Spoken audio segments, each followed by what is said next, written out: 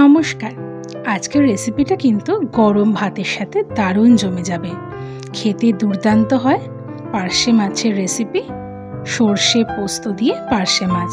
তো আপনারা কারা কারা আমার মতন করে বানান একটু দেখে নিন, আর যারা বানান না তারাও একবার বানিয়ে দেখতেই পারেন, খেতে কিন্তু ভালোই লাগে। তো এর জন্য আমি নিয়ে নিয়েছি পার্শে মাছ, 6 পিস নিয়ে নিয়েছি, খুব বড় সাইজের নয়। দিয়ে দিলাম হলুদ গুঁড়ো আর লবণ। এই লবণ আর হলুদ দিয়ে আগে মাছটাকে ভালো করে মাখিয়ে নেব।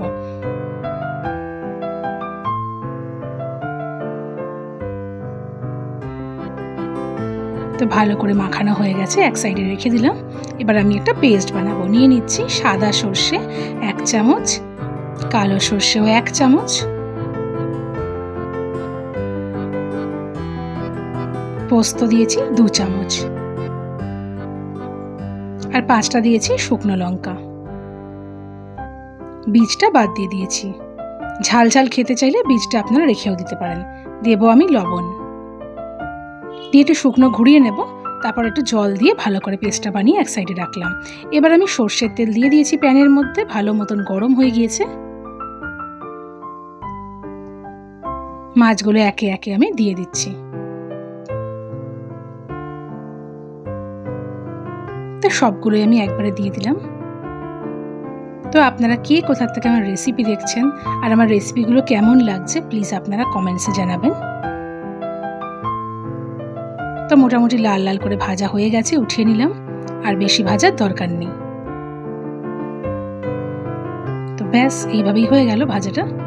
তো উঠে রাখলাম। এবার এই প্যানের মধ্যে আমি দিয়ে দেব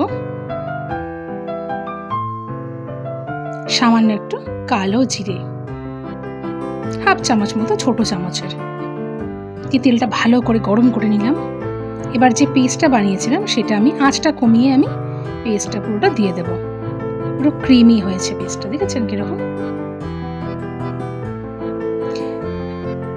পুরোটা দিয়ে দিলাম।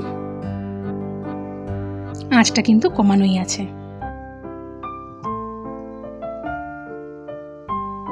ভালো করে মিশিয়ে নিলাম।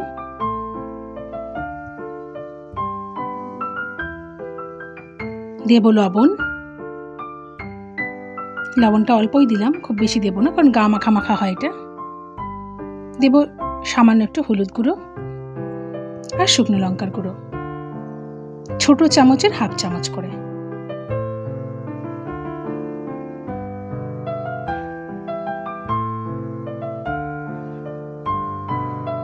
এবার মিক্সির বাটি ধোয়া জলটাও একটু দিয়ে দিলাম। যেরকম গ্রেভি রাখবেন সেরকম আপনারা দিতে পারেন, তবে বেশি এটা গা মাখা মাখাই ভালো লাগে, বেশি জল জল ভালো লাগে না। তো হয়ে গেছে, ভীষণ ইজি সিম্পল। আপনারাও হয়তো এরকমভাবেই বানান। কে কে পুরো আমার মতোই বানান বা কাঁচা লঙ্কা বাটা দিয়ে বানান আপনারা প্লিজ কমেন্টস করবেন। তো মাছগুলো দিয়ে দিলাম, উল্টে পাল্টে দেব।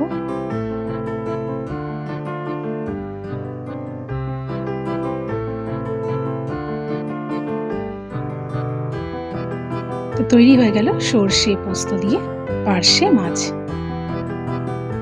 গরম ভাতের সাথে, নর্মাল ভাতের সাথে দারুণ লাগে। তো আমার রান্না যদি আপনাদের ভালো লেগে থাকে প্লিজ লাইক, কমেন্টস আর শেয়ার করে দেবেন। পেজটাকে প্লিজ ফলো করে দেবেন। আর যদি আপনারা ইউটিউব থেকে দেখেন চ্যানেলটাকে প্লিজ সাবস্ক্রাইব করে দেবেন। আরও বিভিন্ন রকম রেসিপি দেখার জন্য আমার ইউটিউব চ্যানেলে এবং ফেসবুক পেজে প্লিজ নজর রাখবেন।